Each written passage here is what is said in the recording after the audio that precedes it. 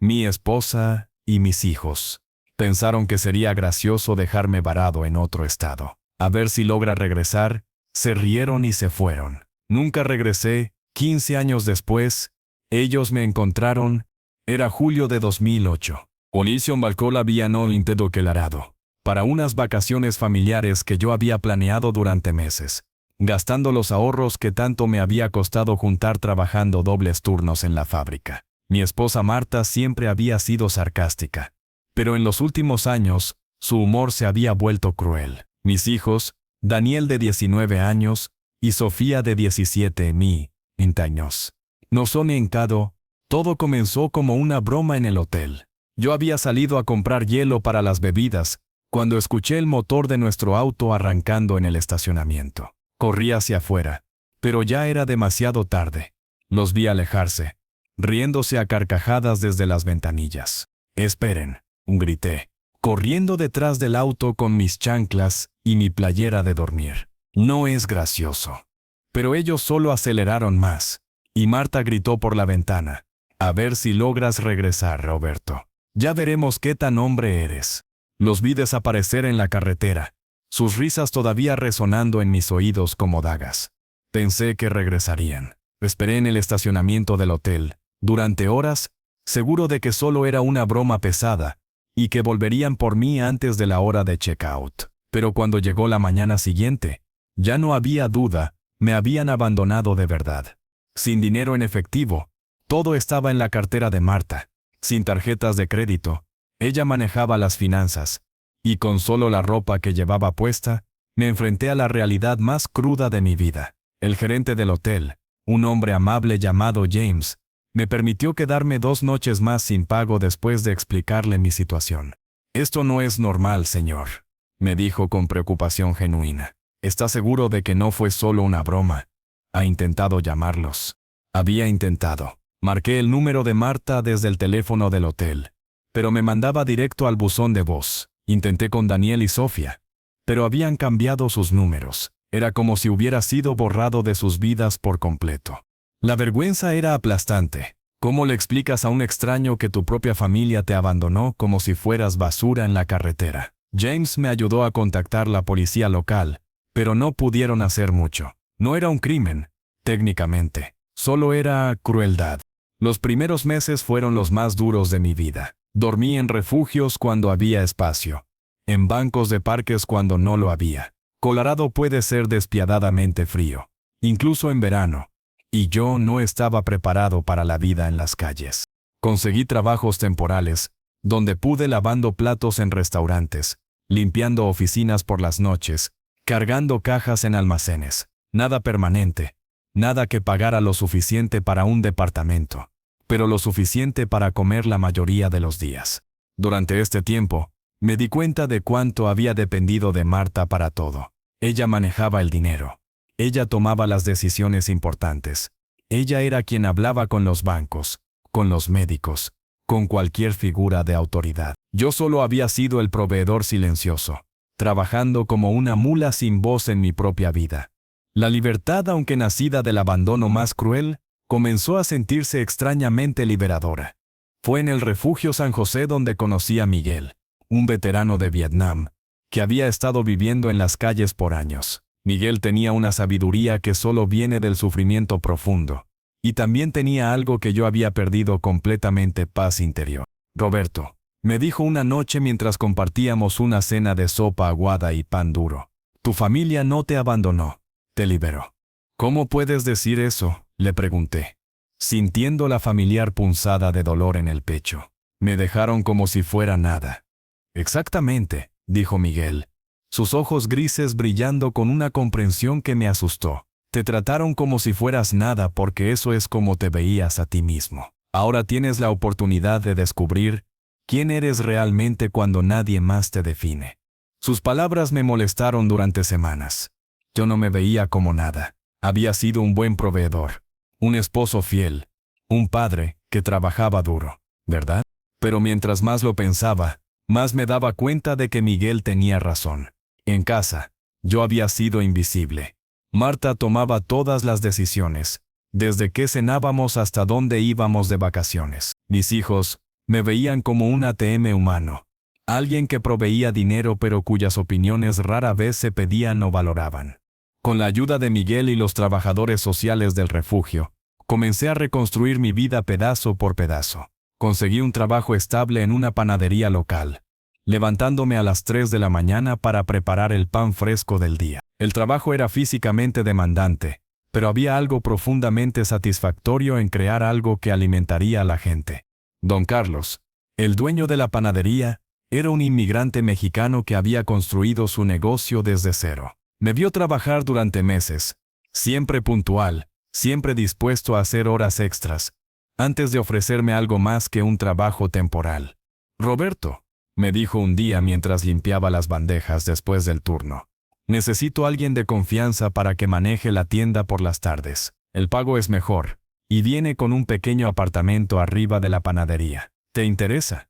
No podía creer lo que estaba escuchando. Después de meses durmiendo en refugios y ocasionalmente en mi auto usado que había logrado comprar con mis ahorros, finalmente tendría un hogar real. El apartamento era pequeño, una habitación, una cocina diminuta, un baño que apenas cabía, pero era mío. Por primera vez en décadas, nadie me decía cómo decorarlo, qué muebles comprar, o cuándo limpiar. La soledad que había temido se convirtió en soledad bienvenida. Trabajar en la panadería me conectó con la comunidad de maneras que nunca había experimentado. Los clientes regulares comenzaron a conocer mi nombre, a preguntarme sobre mi día, a compartir historias de sus propias vidas. Había una calidez humana que había estado ausente en mi vida anterior. Una de las clientas regulares era Elena, una maestra de escuela primaria que compraba pan dulce para sus estudiantes los viernes. Elena tenía una energía gentil pero feroz, y gradualmente comenzamos a entablar conversaciones más largas durante sus visitas. ¿Tienes familia?, me preguntó un día, de la manera casual como solo los extraños que se sienten cómodos contigo pueden preguntar. Tenía, le respondí, sorprendiéndome por la honestidad, pero eso fue hace mucho tiempo. Elena asintió con comprensión, sin hacer más preguntas. Más tarde supe que ella también había experimentado pérdidas profundas. Su esposo había muerto en un accidente automovilístico 3 años antes, dejándola sola para criar a su hija de 8 años. Comenzamos a encontrarnos para café los domingos, mi único día libre. Elena tenía una perspectiva sobre la vida que me fascinaba. Veía belleza en los pequeños momentos. Encontraba razones para reír incluso cuando las cosas eran difíciles, y tenía una fe inquebrantable en la bondad fundamental de las personas.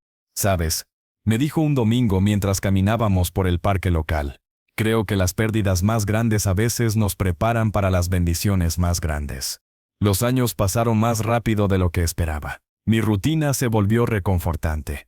Levantarme antes del amanecer, el olor familiar de la masa y la levadura, el vapor de los hornos, las caras conocidas de los clientes regulares. Por las tardes, manejaba la tienda, ayudaba con pedidos especiales, y ocasionalmente enseñaba a otros empleados las técnicas que había aprendido.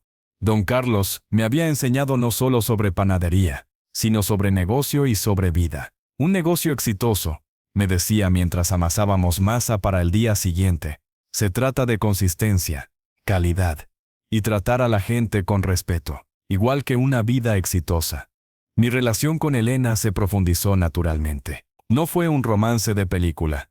Éramos 2 personas de mediana edad, que habían experimentado dolor profundo, y habían emergido con sabiduría y cautela. Pero había una conexión real, basada en respeto mutuo y comprensión compartida. Su hija Carmen inicialmente fue reservada conmigo. A los 8 años, había aprendido a ser protectora de su madre. Pero gradualmente, a medida que me veía aparecer consistentemente para cenas dominicales y eventos escolares, comenzó a aceptar mi presencia. ¿Roberto puede venir a mi obra de teatro?, preguntó Carmen un día. Y Elena me miró con una sonrisa que iluminó toda la habitación. Si quiere venir, respondió Elena. Por supuesto que quiero, dije, y lo decía en serio. Elena y yo nos casamos en una ceremonia pequeña en el jardín trasero de la panadería. Don Carlos Oficio había conseguido su ordenación en línea específicamente para la ocasión. Carmen fue nuestra dama de honor, y Miguel ahora sobrio y trabajando como consejero en el refugio, fue mi padrino. No había familia de mi pasado presente. Pero eso estaba bien. La familia que había construido era pequeña pero sólida, basada en elección y amor genuino en lugar de obligación y tradición. Carmen, ahora de 11 años, había comenzado a llamarme Roberto papá, una distinción que hacía para honrar la memoria de su padre biológico mientras reconocía mi rol en su vida. No traté de reemplazar a su papá. En su lugar, traté de ser el mejor Roberto papá que podía ser. Después de 5 años trabajando para don Carlos, él me hizo una oferta que cambió mi vida completamente. Roberto me dijo un día mientras cerrábamos la tienda: estoy pensando en retirarme. Mi artritis está empeorando, y mi esposa quiere mudarse a Arizona, para estar cerca de nuestros nietos. ¿Te interesaría comprar la panadería? El precio que me ofreció era más que justo. Básicamente el valor del equipamiento y del inventario, con términos de pago que podía manejar. Elena y yo hablamos durante horas esa noche sobre si era la decisión correcta. Es un riesgo grande, dijo Elena. Siempre la práctica. Pero también es una oportunidad increíble, y conoces el negocio mejor que nadie. Tomamos el riesgo. Los primeros años como dueño fueron desafiantes, pero gratificantes. Expandí las horas, agregué nuevos productos, comencé a ofrecer servicios de catering para eventos locales. Elena ayudó con la contabilidad y el marketing, utilizando sus habilidades organizacionales de maestra para streamlinear nuestras operaciones. Carmen, ahora en preparatoria, trabajaba en la panadería después de la escuela y los fines de semana. Era una trabajadora natural, con ojo para el detalle, y una personalidad que hacía que los clientes se sintieran bienvenidos. Algún día, me dijo un día mientras decoraba cupcakes con una precisión que me impresionó: me gustaría estudiar administración de empresas y ayudarte a expandir el negocio. Primero termina la preparatoria, le dije. Pero por dentro mi corazón se hinchó de orgullo. Esta niña, que no llevaba mi sangre pero llevaba mi amor, tenía sueños que incluían nuestro futuro juntos. Para mi 10º año en Colorado, la panadería se había convertido en una institución local. Teníamos contratos con 3 escuelas locales, 2 hospitales y docenas de restaurantes. Habíamos expandido a un local más grande, contratado 8 empleados, y Elena había dejado su trabajo de maestra para manejar las operaciones de tiempo completo. Más importante que el éxito financiero era el sentido de propósito. Cada mañana, me levantaba sabiendo que el trabajo que hacía alimentaba a mi comunidad, empleaba a familias locales, y proveía un lugar donde la gente se reunía para celebrar momentos especiales. Miguel, ahora sobrio por 8 años, trabajaba para nosotros como gerente de entregas. ¿Recuerdas cuando me preguntaste cómo podía decir que tu familia te había liberado? Me preguntó un día mientras cargábamos cajas de pasteles para una boda. Sí, le dije. Mira tu vida ahora, dijo, gesticulando hacia el negocio próspero, hacia Elena organizando una entrega complicada, hacia Carmen, ayudando a un cliente indeciso a elegir el pastel perfecto. ¿Crees que esto habría sido posible si nunca te hubieran obligado a descubrir quién eres realmente? Tenía razón, aunque me tomó años admitirlo completamente. Ocasionalmente, a lo largo de los años, había buscado noticias de mi familia anterior en Internet. Marta había mantenido nuestro apellido, probablemente por conveniencia más que por sentimentalismo. Daniel se había casado y tenía 2 hijos. Trabajaba en ventas para una empresa de seguros. Sofía había estudiado enfermería y trabajaba en un hospital en Texas.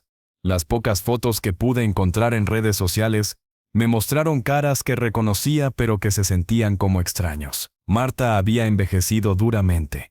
Las líneas en su cara hablaban de años de amargura y estrés. Mis hijos se veían normales, como adultos jóvenes viviendo vidas ordinarias. No sentí deseo de contactarlos. Esa vida se sentía como algo de otra persona, como una película que había visto hace mucho tiempo y cuyos detalles se habían desvanecido. Elena sabía sobre mi familia anterior. Por supuesto, se lo había contado todo durante uno de nuestros primeros paseos serios, necesitando que entendiera por qué a veces me ponía silencioso y distante sin razón aparente. ¿Alguna vez te arrepientes de no haber intentado regresar?, me preguntó una vez. No, le dije honestamente, pero sí me arrepiento de haber necesitado que me abandonaran para aprender a valorarme a mí mismo. Una de las cosas más satisfactorias de mi nueva vida era el sentido de comunidad real. En mi vida anterior, Marta y yo habíamos sido sociales solo cuando era conveniente o necesario. Conocíamos a nuestros vecinos de nombre, pero no realmente como personas. En Colorado, Elena y yo nos habíamos convertido en parte del tejido de la comunidad. Patrocinábamos equipos de Little League, donábamos productos para recaudaciones de fondos escolares, empleábamos a estudiantes de preparatoria para sus primeros trabajos. Conocía las historias de vida de mis empleados, celebraba sus éxitos y los apoyaba durante sus dificultades. Carmen había florecido en este ambiente. Era una estudiante excelente. Pero más que eso, tenía una empatía y una madurez que me asombraban constantemente. Trabajaba como voluntaria en el refugio donde había conocido a Miguel, ayudando con comidas y ocasionalmente tutorando a otros niños cuyas familias estaban pasando por tiempos difíciles. «Es importante dar de vuelta», me dijo un día cuando le pregunté por qué dedicaba tanto tiempo al trabajo voluntario. «Nosotros hemos tenido suerte y hay gente que necesita ayuda». Esta niña de 17 años tenía más sabiduría sobre la responsabilidad social que yo había tenido a los 40. Llegó en un martes por la tarde, mientras estaba haciendo inventario en la bodega de la panadería. Elena contestó el teléfono de la tienda y me gritó que era para mí. «¿Roberto Mendoza?», preguntó una voz de mujer que no reconocí. «Sí, soy yo. Mi nombre es Jessica Torres. Soy una trabajadora social en San Antonio, Texas. Estoy llamando sobre Sofía Mendoza. ¿Es usted su padre?». El nombre me golpeó como un puño en el estómago. «Sofía, mi hija». Por un momento no pude hablar. «Señor Mendoza». «Sí», logré decir. Era su padre. No hemos hablado en 15 años. «Entiendo que la situación familiar es complicada», dijo Jessica con la voz profesional, pero amable que usan los trabajadores sociales. «Sofía está en el hospital. Ha tenido un accidente automovilístico grave. Bueno, necesita familia. Su madre falleció hace 2 años por cáncer. Y su hermano está desplegado militarmente en el extranjero. Usted es el único contacto de emergencia que podemos localizar». Marta había muerto. Sofía estaba sola y herida. Daniel estaba en el ejército. «¿Qué tan grave?», pregunté. «Muy grave. Trauma craneal. Múltiples fracturas. Daño de médula espinal. Los doctores no están seguros si caminará de nuevo. Pero más que eso, señor Mendoza, tiene una hija. Una niña de 8 años llamada Isabela. No tiene a nadie más. Una nieta. Tenía una nieta». «Voy para allá», dije sin pensar. «Roberto». Elena había estado escuchando la conversación y me puso una mano en el brazo. «¿Estás seguro?». Miré a mi esposa, esta mujer que había aparecido en mi vida cuando más la necesitaba, que había construido algo hermoso conmigo desde las cenizas de mi vida anterior. En sus ojos vi preocupación, no celos ni resentimiento. Preocupación por mí, porque sabía que esto removería heridas que pensé que habían sanado completamente. «Tiene una hija pequeña», le dije. «No puede enfrentar esto sola». Elena asintió. «Entonces vamos todos». El vuelo a San Antonio fue turbulento, pero no tanto como mis emociones. Carmen, que había insistido en venir con nosotros, sostenía mi mano mientras el avión despegaba. A los 17 años, había visto suficiente vida para entender la complejidad de la situación familiar. «¿Estás nervioso por ver a Sofía?», me preguntó mientras sobrevolábamos Nuevo México. «Sí», y admití. «No sé qué esperar. La última vez que la vi, tenía 17 años, y me estaba gritando que era un fracaso». «Bueno», dijo Carmen con la sabiduría práctica que la caracterizaba. «Eso fue hace mucho tiempo. La gente cambia. Y además, ahora ella es mamá. Eso cambia todo». Elena, sentada del otro lado del pasillo, me dio una sonrisa alentadora. Habíamos hablado durante todo el vuelo sobre qué podíamos esperar. Sobre límites, sobre el hecho de que esta reconciliación, si es que era una reconciliación, no borraría 15 años de separación. «No tienes que perdonar para ayudar», me había dicho Elena mientras empacábamos. Y ayudar no significa que todo se olvida. Solo significa que eres lo suficientemente grande para poner las necesidades de una niña pequeña antes que tu dolor. El Hospital Universitario de San Antonio era un laberinto de pasillos blancos y olor a desinfectante. Jessica Torres nos encontró en el lobby. Una mujer de mediana edad con ojos cansados pero amables, inmediatamente me recordó a Elena, en su determinación gentil. Señor Mendoza, gracias por venir tan rápido. Sofía está estable, pero crítica. Ha estado inconsciente desde el accidente hace 3 días. Mientras caminábamos hacia el elevador, Jessica me explicó los detalles médicos: múltiples fracturas, daño severo a la médula espinal, trauma craneal que había causado hinchazón en el cerebro. Los doctores habían inducido un coma para permitir que la hinchazón bajara. ¿Y su hija?, preguntó Elena. Isabela está con una familia foster temporal. Pero es una situación de corto plazo. Si no se recupera, o si no puede cuidarla durante su recuperación, necesitaremos encontrar una colocación más permanente. El corazón se me encogió. Una niña de 8 años que podría perder a su madre y enfrentarse a un futuro incierto con extraños. Llegamos a la unidad de cuidados intensivos. Jessica me llevó hacia una ventana de vidrio que daba a una habitación llena de máquinas y monitores. En el centro, casi perdida entre tubos y cables, estaba Sofía, mi niña. Pero ya no era una niña. Era una mujer de 32 años, delgada y frágil, con cicatrices que no estaban ahí la última vez que la vi. Su cabello castaño, que recordaba siempre perfectamente arreglado, estaba rapado en partes donde habían hecho las cirugías. Elena me tomó del brazo. «Se parece a ti», susurró. Tenía razón. A pesar de los años, a pesar del trauma, podía ver mi nariz, mis pómulos, la forma de mis cejas, pero también podía ver a Marta en la línea de su mandíbula, en la forma de sus manos.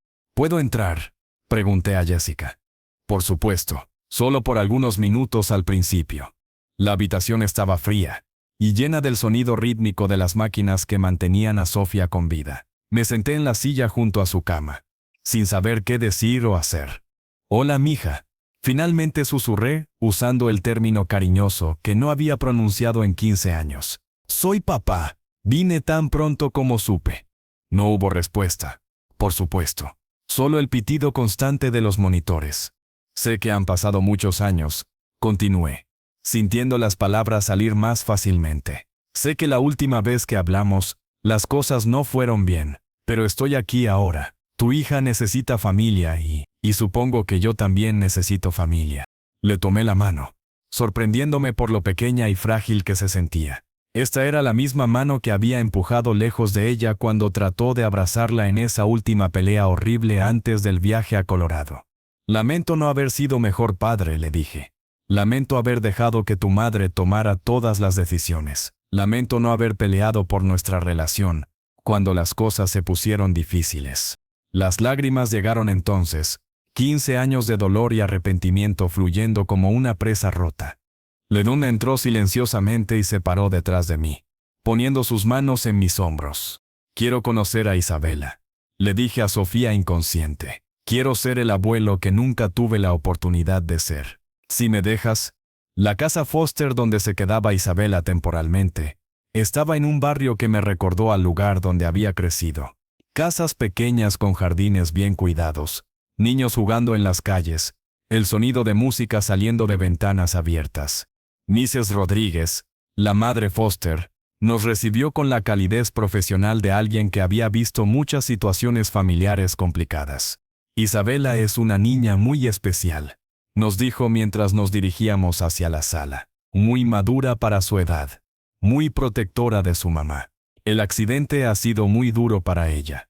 Y entonces la vi. Isabela estaba sentada en el sofá, coloreando en un libro, con el cabello negro recogido en 2 coletas imperfectas. Llevaba un vestido amarillo, que había visto mejores días, y zapatillas deportivas rosa, que estaban empezando a quedarse pequeñas. Cuando entré a la habitación, levantó la vista. Los ojos de Marta, los mismos ojos verdes que había visto miles de veces, que me habían mirado con amor al principio y con desprecio al final. «¿Eres mi abuelo?», preguntó directamente, sin timidez. «Sí», logré decir. «Soy Roberto. Soy el papá de tu mamá». Isabella me estudió con la intensidad que solo los niños pueden lograr. «Mamá nunca habló de ti». La honestidad brutal de los niños. Lo sé, mija. Tu mamá y yo no hablamos por muchos años, pero estoy aquí ahora. ¿Vas a llevarte a mi mamá del hospital? El corazón se me partió. Esta niña pequeña, enfrentándose al terror de perder a su madre, buscando cualquier esperanza de que los adultos pudieran arreglar todo. Los doctores van a cuidar muy bien a tu mamá, le dije, arrodillándome para estar a su altura. Pero mientras tanto, me gustaría conocerte mejor, si tú quieres. Isabella consideró esto por un momento. ¿Tienes otros nietos? Miré a Carmen, que había estado observando la interacción con los ojos llenos de lágrimas. Tengo a Carmen. Ella es como mi hija, así que supongo que sería como tu tía. Carmen se adelantó. Hola, Isabela. Me gusta tu vestido. Gracias, dijo Isabela, todavía cautelosa pero obviamente intrigada por esta adolescente, que la trataba como igual en lugar de hablarle con condescendencia. ¿Te gusta colorear?, preguntó Carmen. Sí, pero se me están acabando los colores. Carmen miró a Elena, que asintió. ¿Qué tal si vamos a comprar más colores? Y tal vez algo de almorzar. Fue así de simple. Una hora después, estábamos sentados en un Denny's, viendo a Isabela atacar un stack de pancakes, mientras coloreaba con un set nuevo de marcadores de 60 y 4 colores que habíamos comprado en Walmart. ¿Tu esposa también es mi abuela?, preguntó Isabela, mirando a Elena. Si tú quieres que lo sea, respondió Elena con una sonrisa. Isabella consideró esto seriamente. ¿Cómo funciona eso? ¿Puedo elegir? En las mejores familias, dijo Carmen, todos eligen estar juntos. Los siguientes días cayeron en una rutina extraña pero reconfortante. Pasábamos las mañanas en el hospital, donde me sentaba junto a la cama de Sofía y le hablaba sobre mi vida en Colorado, sobre Elena y Carmen, sobre la panadería. No sabía si podía escucharme, pero los doctores decían que era bueno que oyera voces familiares. Las tardes las pasábamos con Isabela, llevándola al parque, ayudándole con la tarea, simplemente conociendo a esta niña que era mi sangre pero una completa extraña. Isabella tenía la personalidad de Sofía a esa edad. Determinada, inteligente, ocasionalmente terca. Pero también tenía una dulzura que Sofía había perdido en algún lugar durante su adolescencia. Tal vez era la influencia de haber crecido solo con su madre, o tal vez simplemente tenía una naturaleza más gentil. ¿Por qué no vivías con nosotras?, me preguntó una tarde mientras la empujaba en los columpios de un parque cerca del hospital. Era la pregunta que había estado esperando y temiendo. Tu mamá y yo tuvimos una pelea muy grande hace muchos años, le dije cuidadosamente. A veces los adultos dicen cosas hirientes cuando están enojados, y la pelea se volvió tan grande que dejamos de hablarnos. ¿Sobre qué pelearon? ¿Cómo le explicas a una niña de 8 años que su madre y abuela habían pensado que sería gracioso abandonar a su abuelo en otro estado? ¿Cómo le dices que a veces las familias pueden ser crueles sin razón? Sobre cosas de adultos que ya no importan. Le dije finalmente, lo importante es que estoy aquí ahora, y quiero conocerte. Isabella pareció aceptar esto. ¿Vas a quedarte cuando mamá se ponga mejor? No lo sé, mija. Eso depende de muchas cosas. Pero siempre voy a ser tu abuelo, sin importar dónde viva. Sofía despertó en su 6º día en coma, durante una de mis visitas matutinas. Estaba leyéndole un cuento de hadas que Isabela había elegido para ayudar a mamá a tener buenos sueños, cuando vi sus ojos moverse debajo de los párpados. «¿Sofía?», susurré. «Mija, ¿me puedes oír?». Sus ojos se abrieron lentamente, desenfocados y confundidos. Tardó varios minutos en orientarse, mirando alrededor de la habitación con pánico creciente, hasta que su mirada se fijó en mi cara. «¿Papá?». Su voz era apenas un susurro áspero, distorsionada por el tubo de respiración que acababan de remover. «Sí, mija, estoy aquí». Las lágrimas comenzaron a rodar por sus mejillas. «¿Es real? ¿O estoy soñando?». «Soy real», le dije, tomando su mano gentilmente. «Vine tan pronto como supe del accidente». «Isabella». Su voz se quebró con pánico. «¿Dónde está Isabela?». «Está bien». «¿Está segura?». «Está con una familia muy buena. Y yo la he estado visitando todos los días». Sofía cerró los ojos, más lágrimas escapando. «Pensé que había muerto. Pensé que la había dejado sola». «No estás muerta, y ella no está sola. Nunca va a estar sola». Sofía me miró con una intensidad que me sorprendió. A pesar de todos los años, a pesar del trauma, pude ver a mi niña pequeña en esos ojos. ¿Por qué viniste?, preguntó. Trompost, después de todo lo que te hicimos. La pregunta quedó colgando en el aire entre nosotros, cargada con 15 años de dolor y arrepentimiento. Porque eres mi hija, le dije simplemente. Y porque Isabela es mi nieta. Y porque tal vez, es tiempo de que las familias rotas traten de sanarse. Durante los días siguientes, mientras Sofía recuperaba fuerzas, comenzamos a hablar realmente por primera vez en nuestras vidas. Los doctores habían confirmado lo que temíamos. El daño a su médula espinal era severo. Caminaría de nuevo, eventualmente, con mucha terapia física, pero sería un proceso largo y difícil. No tengo seguro médico suficiente para esto, me confesó una tarde, cuando pensaba que las enfermeras no podían oír. Trabajo como mesera en un restaurante. Isabela y yo apenas sobrevivimos mes a mes. No te preocupes por eso ahora, le dije. Solo concéntrate en mejorarte. Papá, dijo, usando el título que no había escuchado de ella en décadas, sobre lo que pasó en Colorado, sobre lo que te hicimos. No tienes que hablar de eso. Sí tengo que hacerlo. Su voz se fortaleció con determinación. Toda mi vida adulta he cargado con la culpa de eso. Mamá nos convenció de que era solo una broma, de que regresarías por tu cuenta en unos días. Pero cuando pasaron las semanas, y no sabíamos nada de ti, Sofía se quebró entonces, llorando con una intensidad que hizo que las enfermeras vinieran corriendo. Traté de convencer a mamá de que te buscáramos, continuó entre sollozos. Pero ella decía que si realmente nos querías, habrías encontrado la manera de regresar. Decía que probablemente estabas mejor sin nosotros, anyway. El dolor en su voz era palpable, y me di cuenta de que el abandono había dañado a mi familia también. Marta había tenido que vivir con la culpa de su crueldad, y mis hijos habían tenido que cargar con la participación en algo que sabían que estaba mal. ¿Daniel sabe que estoy aquí?, pregunté. Sofía asintió. Llamé a su base militar. Está tratando de conseguir permiso de emergencia para venir. ¿Cómo murió tu mamá? Cáncer de pulmón. Fumó toda su vida, tú sabes. Al final, antes de morir, hablaba de ti constantemente. Decía que su mayor arrepentimiento era lo que te hicimos en Colorado. Quería buscarte, pero no sabía cómo. Las ironías de la vida. Marta había muerto con arrepentimiento. Yo había encontrado la felicidad. Y ahora estábamos todos reunidos por la tragedia. Mija, le dije, lo que pasó en Colorado me dolió mucho.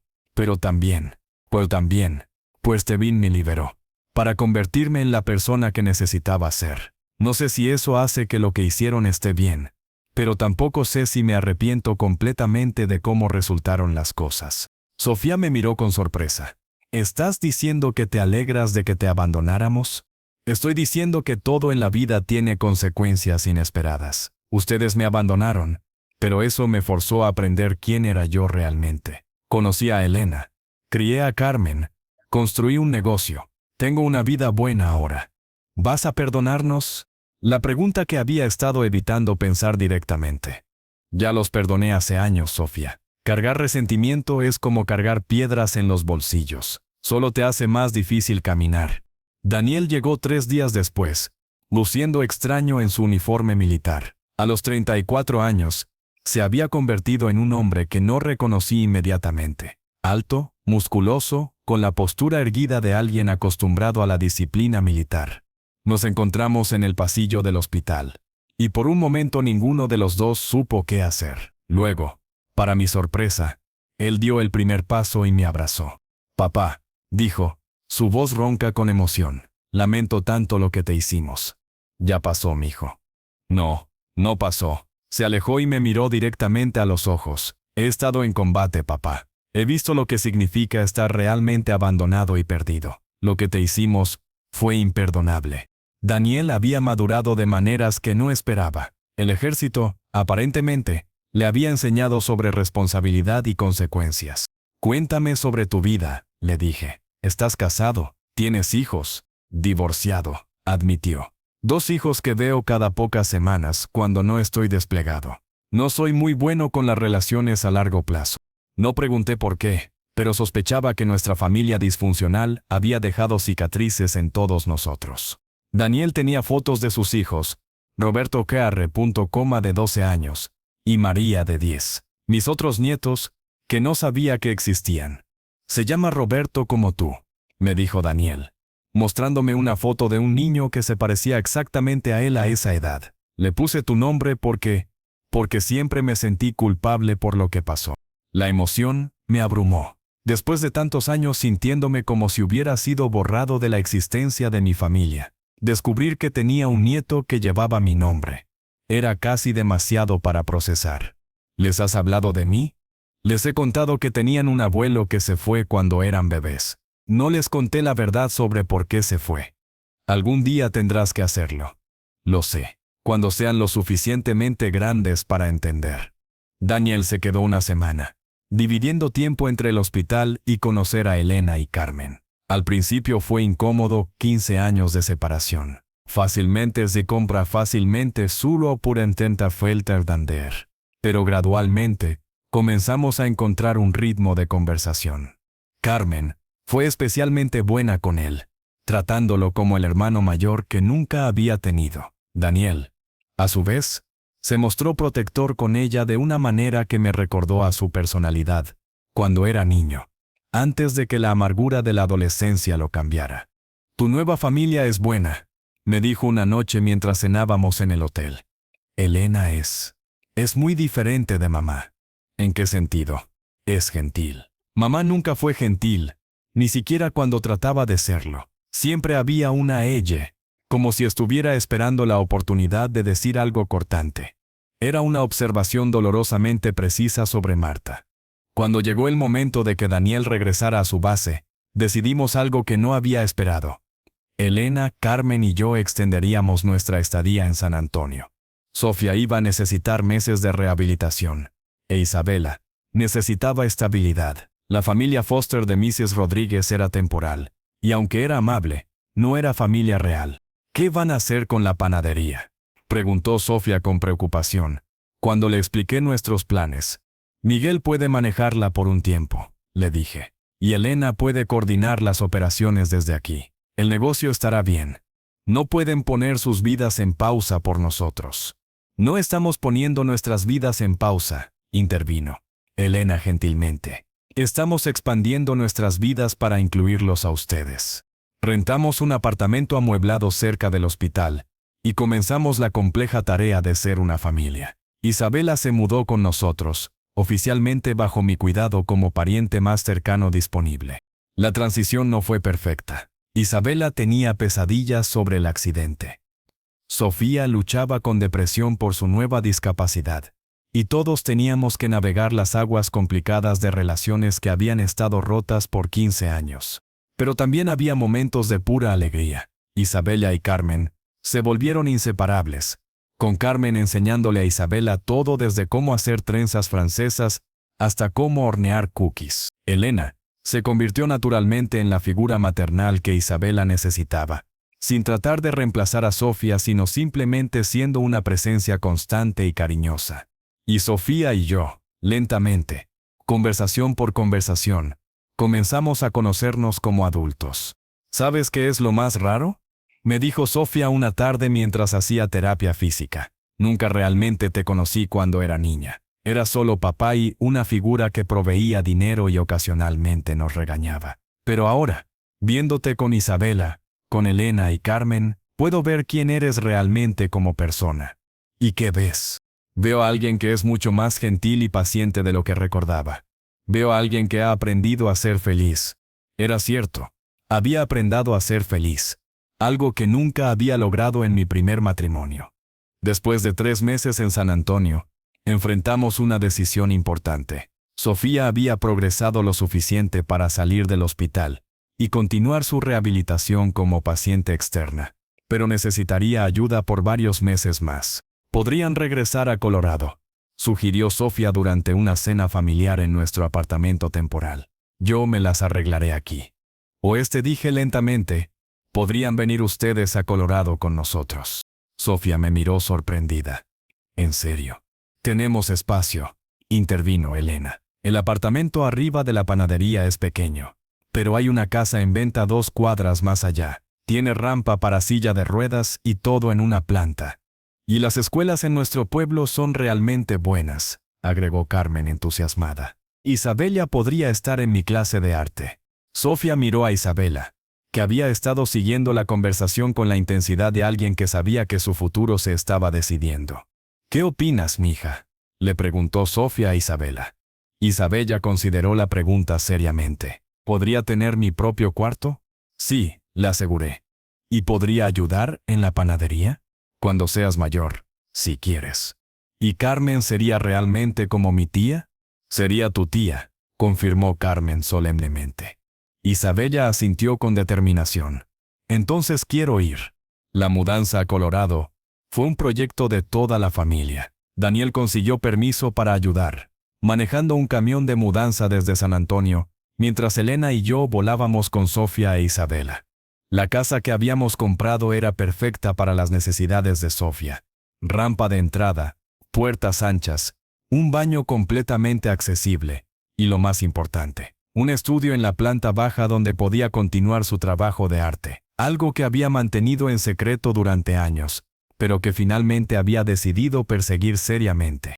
Nunca te dije, me confesó Sofía mientras desempacábamos sus suministros de arte, pero siempre quise ser artista. Mamá decía que era una pérdida de tiempo, que necesitaba un trabajo real.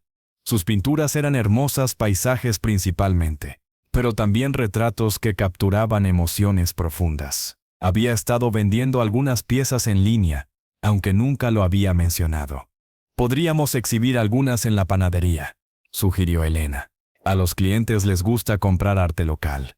Uno de los aspectos más importantes de nuestro nuevo arreglo familiar fue la terapia. Todos, Sofía, Isabela e incluso Elena, Carmen y yo, comenzamos sesiones con una consejera familiar llamada Dr. Martínez.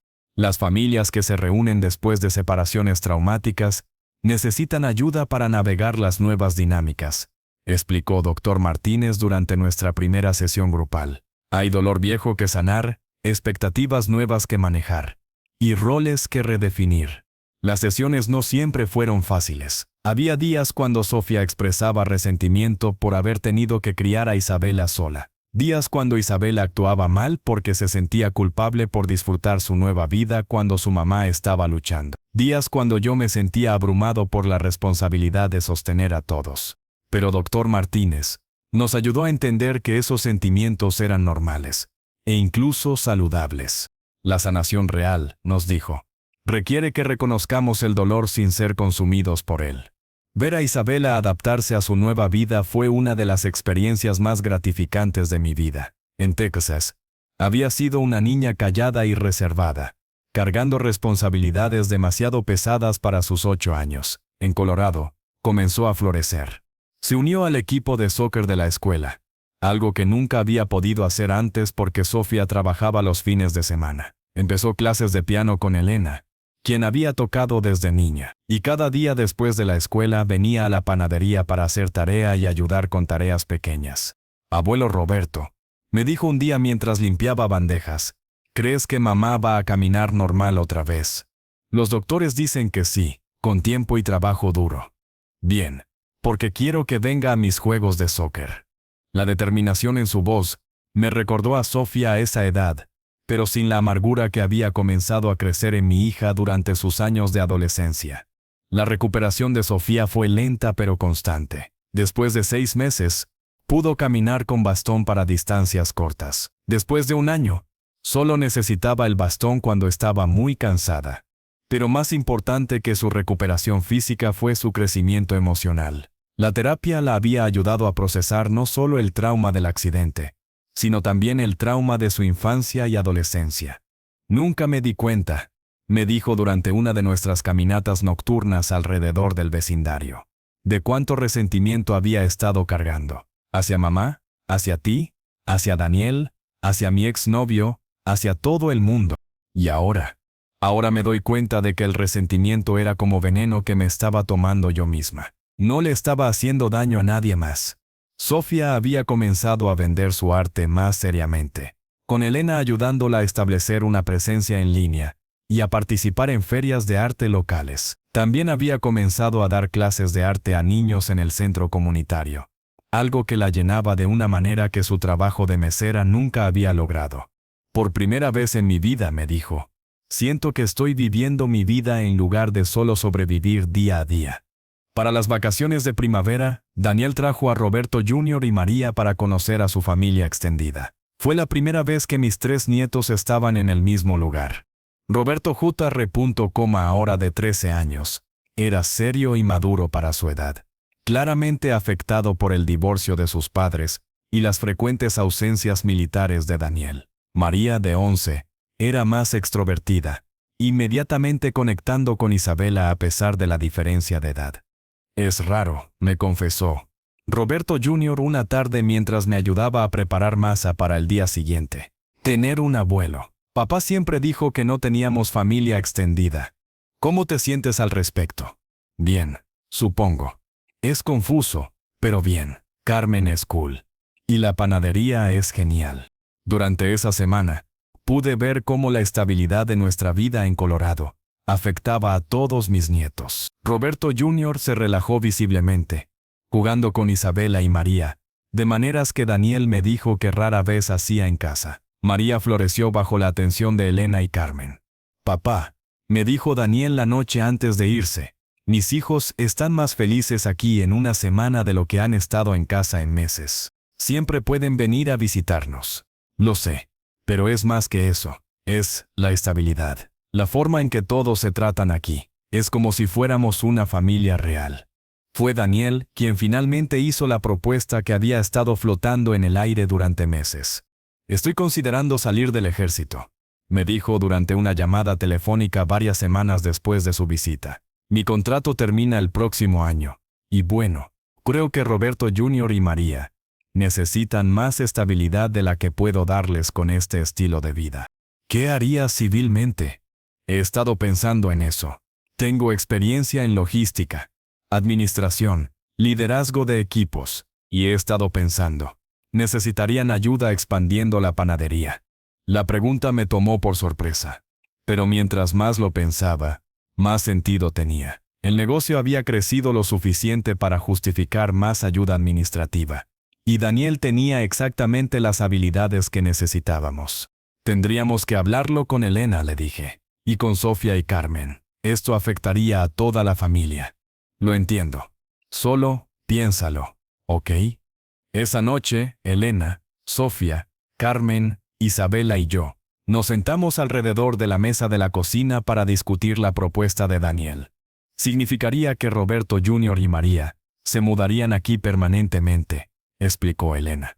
Siempre la práctica. Tendríamos que considerar espacio, escuelas, el impacto en todos. ¿Dónde vivirían?, preguntó Sofía.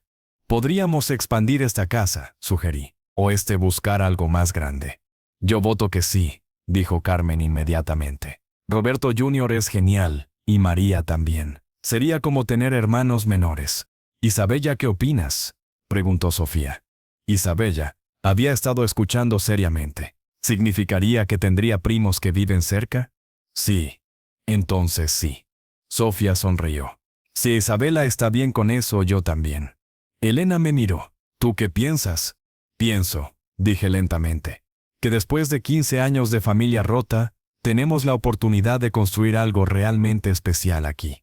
Daniel dejó el ejército y se mudó a Colorado con sus hijos 6 meses después. Compramos una casa más grande en las afueras del pueblo, una propiedad con suficiente espacio para todos, y con un estudio separado para el arte de Sofía.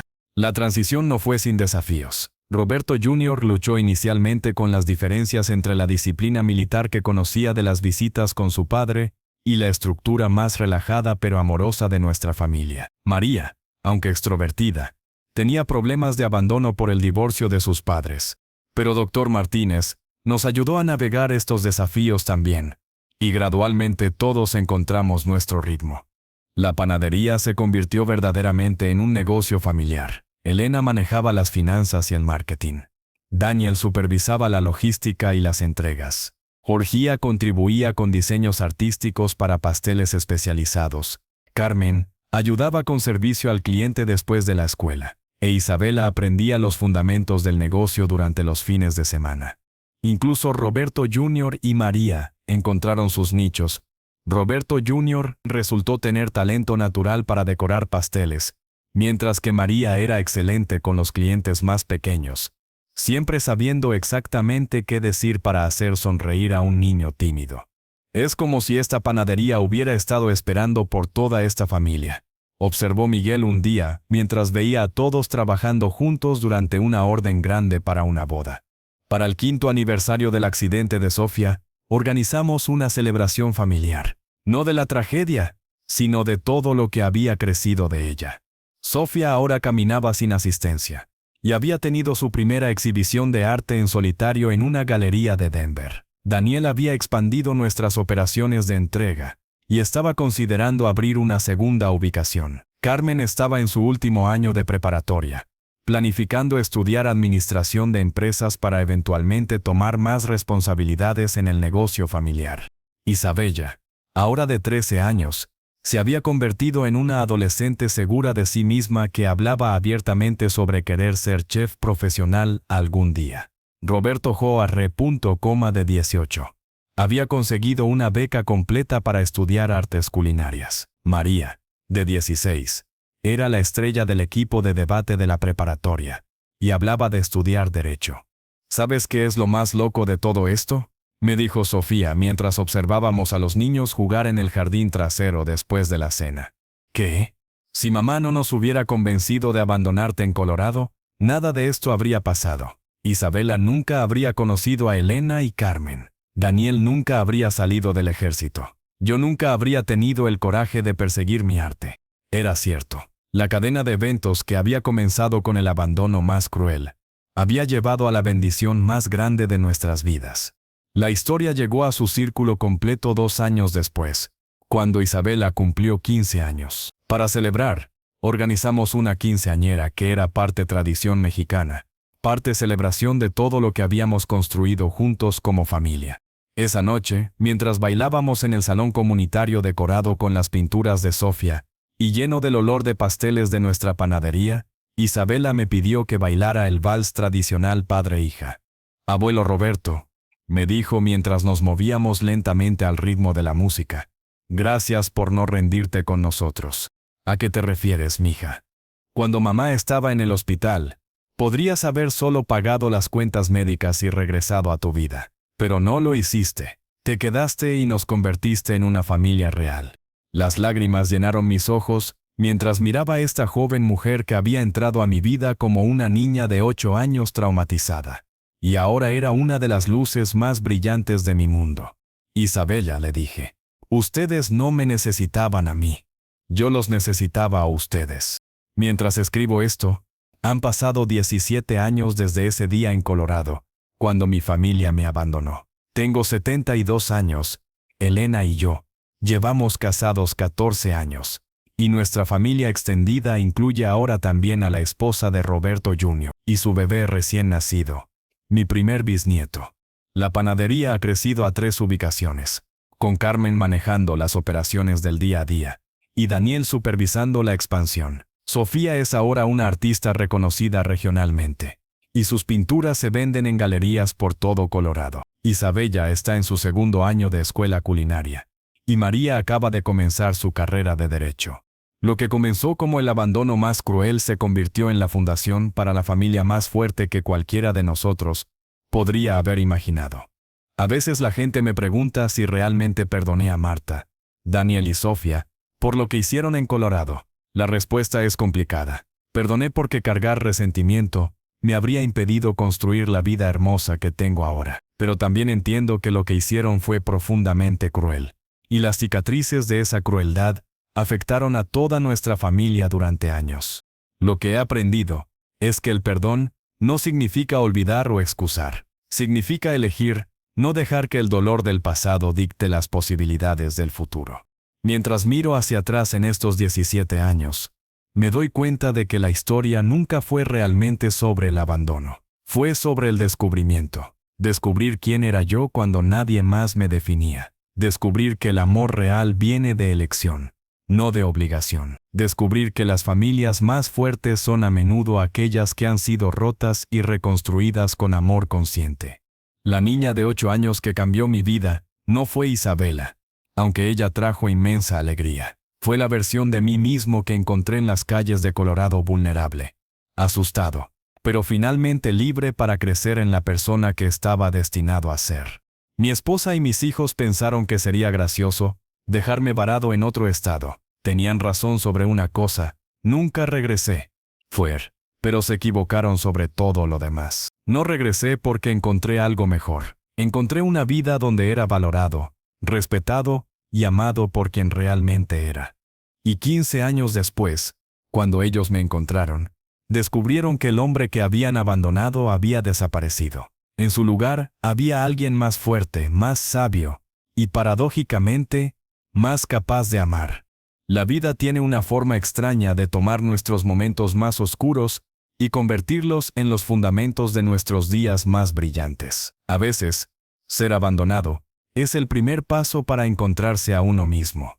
Y a veces, las familias rotas pueden sanarse de maneras que nunca imaginamos posibles. Esta es mi historia. Esta es cómo aprendí que el hogar no es un lugar donde nacemos, sino un lugar que construimos con las personas que eligen quedarse. Fin.